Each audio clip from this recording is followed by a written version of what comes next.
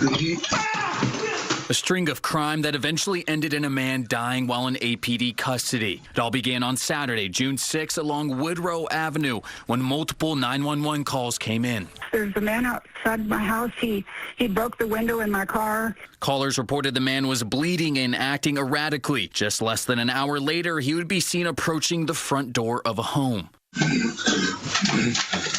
The man, who investigators have identified as 32-year-old Josh Trumbull, then forced his way inside.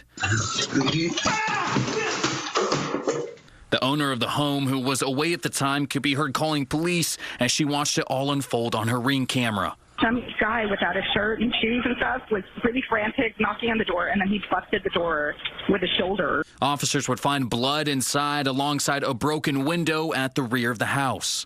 Grover Avenue, someone is trying to kick through my front door right now. A short time later, another call would come in from across the street. A man telling 911 that he believes someone was trying to get into his home.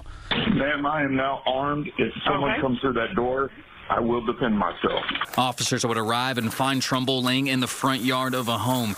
He was shirtless and reported to have lacerations across his body. He was then instructed to flip over, with one officer seen pulling out his taser. Hey, roll onto your stomach. Roll onto your stomach, put your hands at the small of your back. Do it now.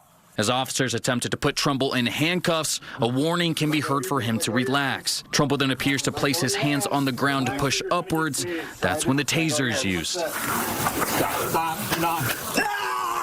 Moments later, Trumbull would stop moving.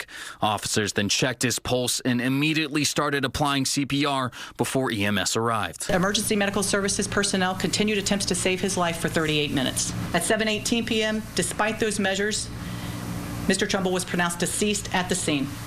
When asked if the use of the taser was appropriate, Police Chief Lisa Davis pointed to Trumbull's aggressive behavior. I think this was a situation where officers felt that getting him in custody as quickly as possible was to their benefit. Were they right in the tasing?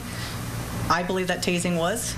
But as the investigation continues into how everything unfolded, Davis says they'll take every chance to improve how the department operates. Anytime that someone loses their life, we have to look at the circumstances behind that and what happened. Those things are to learn, and if we can do that, we'll do that. But I think there's absolutely some things that we can take from this.